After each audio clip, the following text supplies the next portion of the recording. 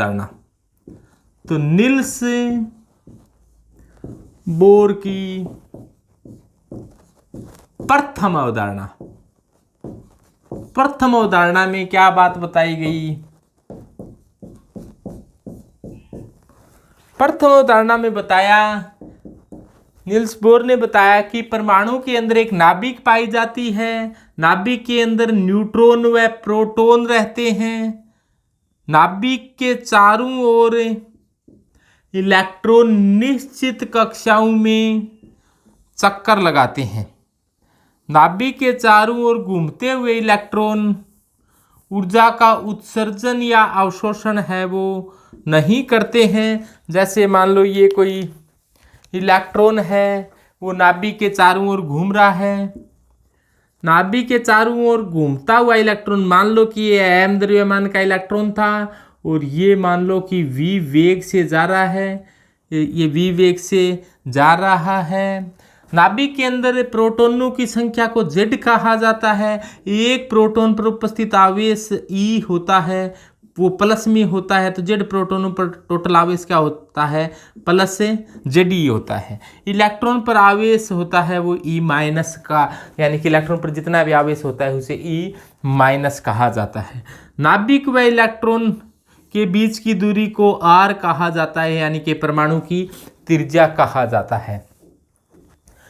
अब देखो, एक कूलाम ने बल दिया था कि कूलाम ने एक नियम दिया था कि दो आवेश हो, यदि एक कोई प्लस का है एक माइनस का है, तो दोनों आवेश यदि r दूरी पर स्थित हैं तो उनके बीच में एक बल कार्य करता है। वो बल कितना होता है? F बराबर Q1 Q2 upon R square.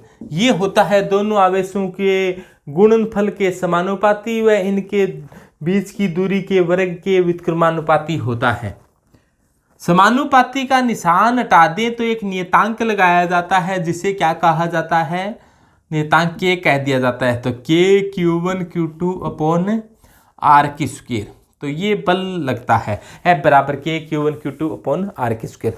देखो यहाँ पर भी दो आवेश है, एक नाभिक में जो आवेश है उसको प्लस ZE लिख सकते हैं, इलेक्ट्रॉन पर आवेश है उसको E माइनस लिख सकते हैं। नाभिक में जो आवेश है उसको प्लस ZE क्यों लिख सकते हैं? क्योंकि एक प्रोटॉन पर आवेश पाया जाता है उसको प्लस E लिख सकते हैं, और नाभिक में उपस्थित प्रोटॉनों की संख्या को Z कहा जाता है, तो टोटल आवेश क्या हो जाएगा? Plus ZE। तो टोटल बल कितना लग रहा है? तो टोटल बल लगेगा F बराबर K Q1 को क्या कह सकते हैं अपने? ZE।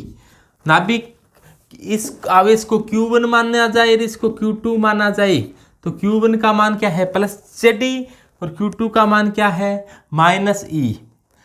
तो ये तो प्लस ZE हो गया और माइनस E अपॉन इनके बीच की दूरी क्या है? R की स्क्वायर। तो ये इतना बल लगेगा F बराबर K ZE square upon R की स्क्वायर, और प्लस माइनस का गुणा होगा तो माइनस आ जाएगा, तो F बराबर minus K ZE square upon R की स्क्वायर। तो ये क्या हो जाएगी?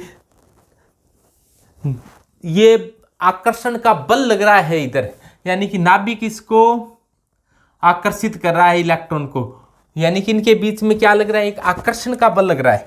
और कोई भी वस्तु घूमती है तो बाहर की तरफ एक बल लगता है, वो क्या होता है? mv square upon r। बाहर की तरफ बल लगता है उसका वो क्या होता है? mv square upon r।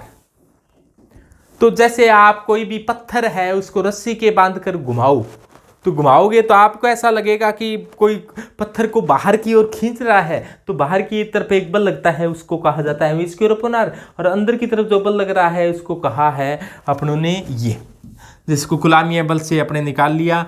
और ये बल दोनों क्या होते हैं? एक दूसरे के बराबर होते हैं, यानी कि बाहर की तरफ लगने वाला बल mv स्क्वायर अपॉन r, अंदर की तरफ लगने वाला बल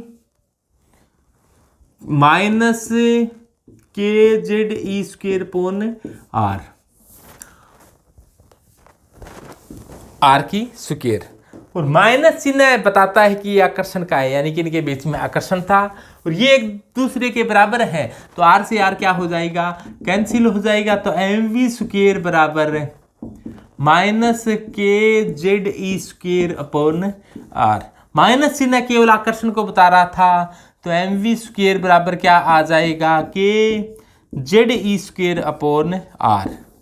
इससे क्या कहा जाता है, इसे निल्स बोर की प्रथम अवधारणा कहा जाता है। तो इसको डब्बे में बंद कर समीकरण नंबर 1 दे देते हैं। तो निल्स बोहर की द्वितीय अवधारणा, तो निल्स बोर की द्वितीय अवधारणा में क्या बात बताई गई, तो निल्स बोर ने बताया कि परमाणु में इलेक्ट्रॉन केवल उन्हीं कक्षाओं में चक्कर लगा सकता है जिनके लिए कोणीय संवेग होता है mvr, जिनके लिए कोणीय संवेग का मान h/2π का पूर्ण गुणज हो। तो दोबारा सुने कि परमाणु में इलेक्ट्रॉन केवल उन्हीं कक्षाओं में चक्कर लगा सकता है जिनके लिए कोणीय संवेग mv को तो कहा जाता है रेखीय संवेग, इसको r से गुणा कर दिया, इसका मतलब ये क्या बन गया, कोणीय संवेग।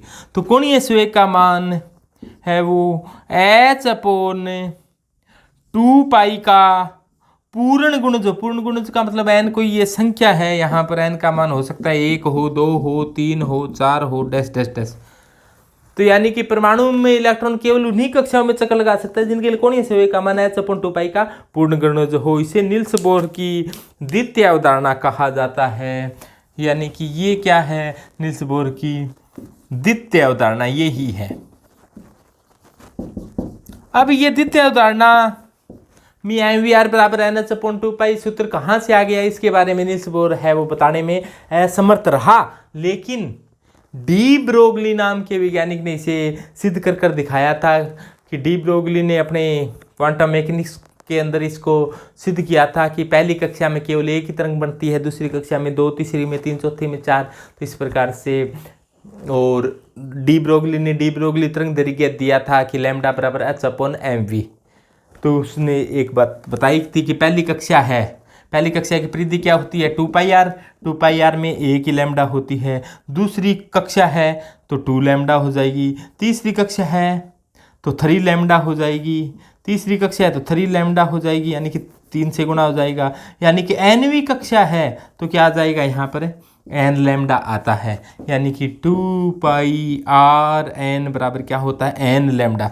और लैम्डा उसने बताया कि लैम्डा बराबर क्या होता है, h/mv। तो mv को इधर ले जाए, 2π को इधर ले आई, तो mvr बराबर क्या होता है, nh। 2π को इधर ले आए तो nh/2π, और nh/2π यही तो क्या है, निल्स बोर की दूसरी अवधारणा है। यानी कि डी ब्रोगली ये बात कहना चाह रहा है कि नाभिक है, ये मान लो पहली कक्षा है तो इसमें एक ही तरंग बनेगी, दूसरी है 2 बनेगी, तीसरी है तो 3 बनेगी। कैसे, जैसे मैं बनाकर दिखाता हूँ। पहली कक्षा है तो एक ही तरंग बनेगी, यानी कि ये मान लो ऊपर तरंग गई, ये नीचे गई।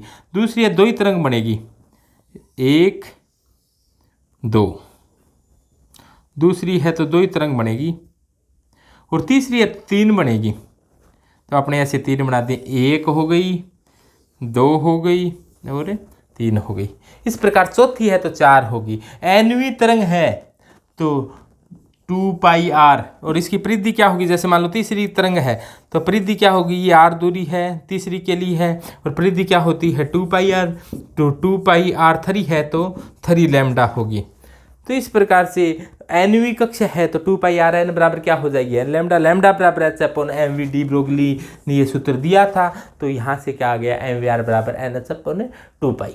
तो ये थी निल्स बोर की द्वितीय अवधारणा। निल्स बोर की तृतीय अवधारणा में क्या बताया गया, तो निल्स बोहर की तृतीय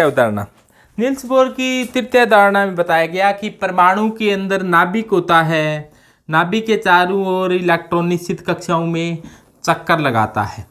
तो इस प्रकार से कक्षाएं होती है, हो सकता है पहली कक्षा है, दूसरी कक्षा है, तीसरी है, चौथी है, पांचवी। इस प्रकार से परमाणु है उसमें नाभिक होती है, नाभिक के चारों तरफ इलेक्ट्रॉन निश्चित कक्षा में चक्कर लगा रहे हैं। मान लो कि इस कक्षा को मैं ऐसे कह दूं कि ये n1वीं कक्षा है, ये n2 कक्षा है।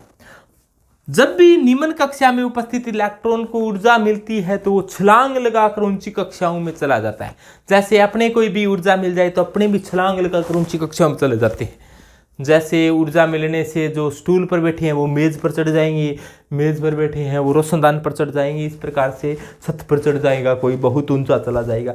यानी कि निम्न कक्षा में उपस्थित इलेक्ट्रॉन को ऊर्जा मिलती है तो वो छलांग लगाकर ऊंची कक्षा में चला जाता है। मान लो यहाँ पर इलेक्ट्रॉन था, इसको ऊर्जा मिल गई तो यहाँ पर पहुंच गया, यहाँ पर कुछ समय ठहरता है, फिर वापस निम्न कक्षा में चला आता है। जब इलेक्ट्रॉन निम्न कक्षा से उच्च कक्षा में जाता है तो फोटोन का क्या करता है, अवशोषण करता है, यानी कि फोटोन का अवशोषण करता है। और जब इलेक्ट्रॉन वापस उच्च कक्षा से निम्न कक्षा में आता है तो फोटोन का क्या करता है, उत्सर्जन करता है। और उत्सर्जित प्रकाश होता है वो कैसी रेंज का होता है, दृश्य रेंज का भी हो सकता है और नहीं भी हो सकता। हो सकता है कि यदि ये बाम्बर श्रेणी बन रही हो तो ही दृश्य का होता है, तो ऊर्जा का फोटोन उत्सर्जित करता है। यानी कि अपने ऐसे कह दें, निम्न यहाँ की जो कक्षा है इसकी ऊर्जा है वो En1 है, और यहाँ की ऊंची कक्षा है जिसकी ऊर्जा है En2 है। तो अपने ऐसे कहते हैं ये निम्न कक्षा मान लो, ये उच्च कक्षा मान लो, तो निम्न कक्षा की ऊर्जा है, इसको कहा है मैंने En1 से, और उच्च कक्षा की ऊर्जा है उसको कहा है En2 से। तो En2 माइनस En1 का मान क्या होता है, यानी कि En2 में से En1 को घटा दिया जाए तो क्या आता है, h न्यू आता है। यानी कि En2 माइनस En1 बराबर क्या होता है, डेल्टा E होता है। यानी कि ऊपर से नीचे की ऊर्जा का अंतर को अपने क्या कह दिया जाए, डेल्टा E कह दिया जाए। और डेल्टा E है वो एक फोटोन की ऊर्जा के बराबर है। फोटोन की ऊर्जा को E बराबर h न्यू से दर्शा दिया जाता है, बराबर क्या हो सकता है, h न्यू से दर्शा दिया जाता है। यही नील्स बोहर की क्या है, तृतीय अवधारणा है।